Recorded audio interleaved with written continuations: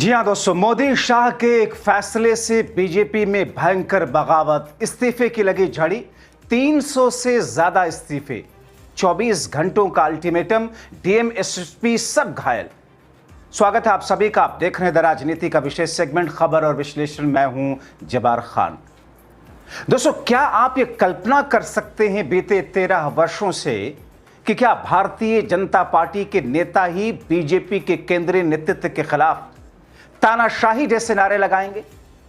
क्या आप ये कल्पना कर सकते हैं कि बीजेपी के खिलाफ बीजेपी के लोग ही इतनी भयंकर बगावत कर देंगे? मुझे लगता है ना मैं कल्पना कर सकता हूं, ना आप कल्पना कर सकते हैं, ना ही देश के राजनीतिक विद्वान जिनकी निगाह बीते 12 वर्षों की राजनीति की पल पल अपडेट पे रही है।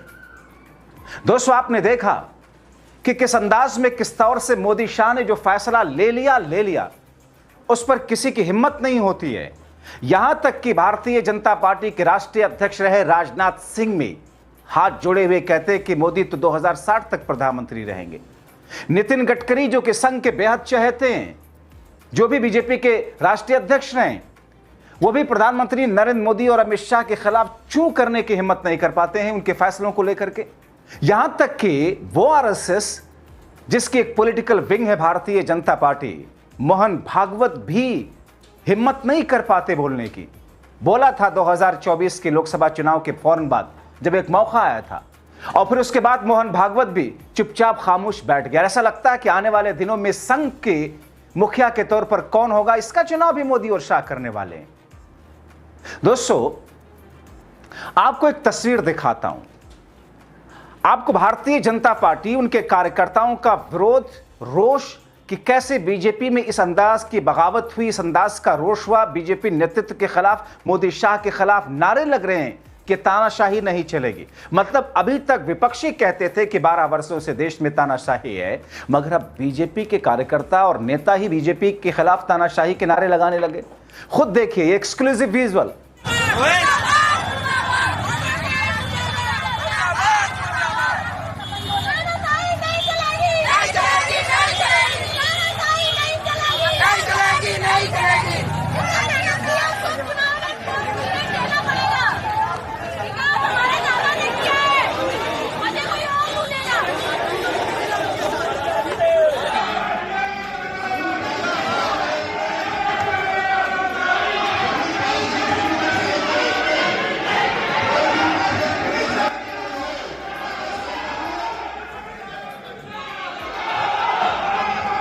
दोस्तों, ये तस्वीरें आपने देखी, ये नारेबाजी आपने देखी, और अब मैं आपको कुछ दरबारी मीडिया की हेडलाइंस भी दिखा देता हूं, ताकि यह ना लगे कि ये महज विरोध प्रदर्शन तो ऐसे ही कहीं की तस्वीरें होंगी।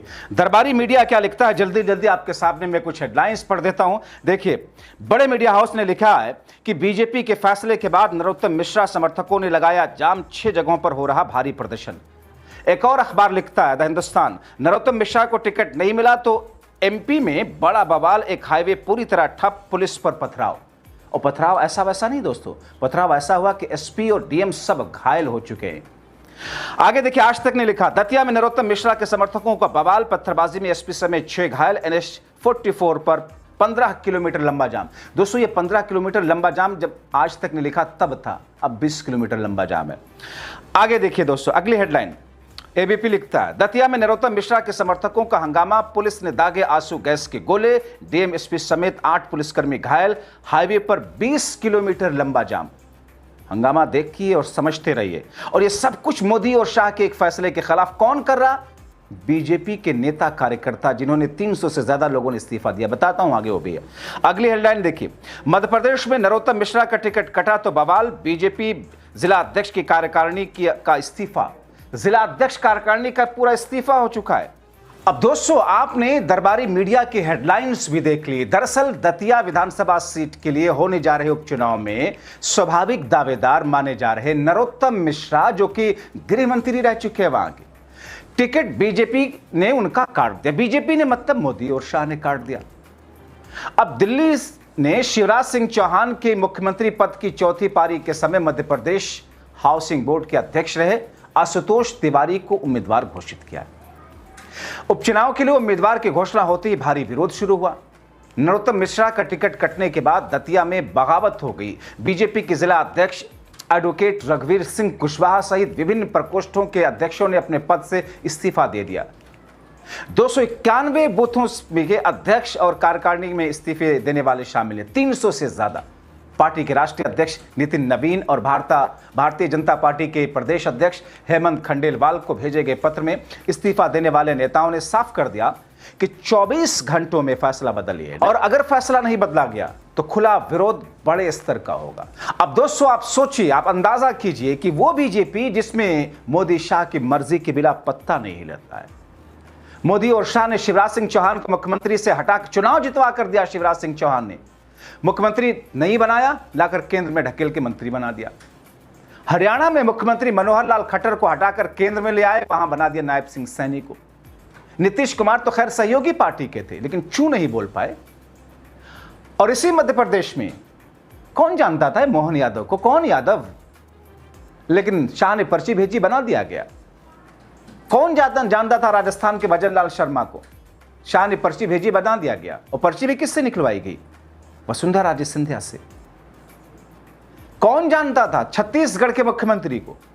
तो मतलब एक ऐसी स्थिति जिस स्थिति में बीजेपी जो चाहे वो करे, देश के अंदर और पार्टी के अंदर तो है ही है। क्यों नहीं बोल पाए थे शिवराज सिंह चौहान, नितिन गडकरी, राजनाथ सिंह? मगर इस वक्त ऐसा लग रहा है कि यह बवाल नहीं है, एक ऐसा बवंडर है जिस बवंडर में बीजेपी अब फंसती दिख रही है। चारों तरफ से बीजेपी सरकार पहले से घिरी थी, ऐसे में पार्टी के अंदर इस किस्म का विद्रोह। दोस्तों शिवराज सिंह चौहान मध्य प्रदेश के 4 बार के सीएम रहे। माना जाता है कि पहले कार्यकाल के बाद वाले कार्यकाल में ना चाहते हुए भी शिवराज सिंह चौहान के नरोत्तम मिश्रा को हर बार अपनी कैबिनेट में रखना पड़ा। लगातार दोनों के बीच खटपट की खबरें सामने आती रही। कभी शिवराज सिंह चौहान को मंच से मुख्यमंत्री के तौर पर सम्मान नरोत्तम मिश्रा ने दिया ही नहीं। दोनों के बीच चलती रही।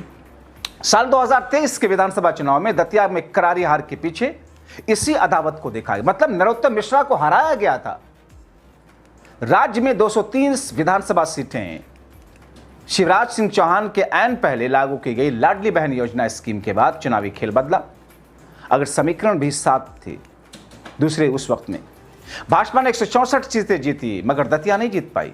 7,500 वोटों के अंदर से मिश्रा की सीट पर भाजपा हार गई थी। हराया गया था मिश्रा को, मगर अब उस सीट पर दरअसल कांग्रेस की यहां पर जीत हुई थी, लेकिन किसी कारण वो सीट खाली हुई, उपचुनाव हो रहा है। अब उस सीट पर नरोत्तम मिश्रा का टिकट काट दिया गया। नरोत्तम मिश्रा का, आपको बताएं कि मध्य प्रदेश में जब अमित शाह जाते थे, नरोत्तम मिश्रा के घर पर बैठक होती थी, मीटिंग्स होती थी। 6 बार के विधायक रहे नरोत्तम मिश्रा, 3 बार इसी दतिया से रहे, और एक गुमनाम शख्स को लाकर के टिकट दे दिया गया मोदी और शाह ने। ऐसे में 300 लोगों का इस्तीफा होना बड़ी बात नहीं है, अभी और इस्तीफे होंगे। सड़क जाम, हाईवे जाम, सब कुछ जाम। मगर इन तमाम चीजों के बीच में दोस्तों बीजेपी को सोचना होगा। और अगर इस वक्त बीजेपी नहीं सोच पाए, क्योंकि केंद्रीय नेतृत्व के खिलाफ ये सब कुछ हो रहा है दोस्तों, ये तस्वीरें दरअसल दर्शा रही हैं कि टिकट देना होगा, यानी नरोत्तम मिश्रा को टिकट देना होगा और तानाशाही नहीं चलेगी। मोदी और शाह के खिलाफ अगर बीजेपी में ये नारे लगने लग जाए तानाशाही नहीं चलेगी। अंदाजा लगा सकते हैं। अपनी राय लिखें।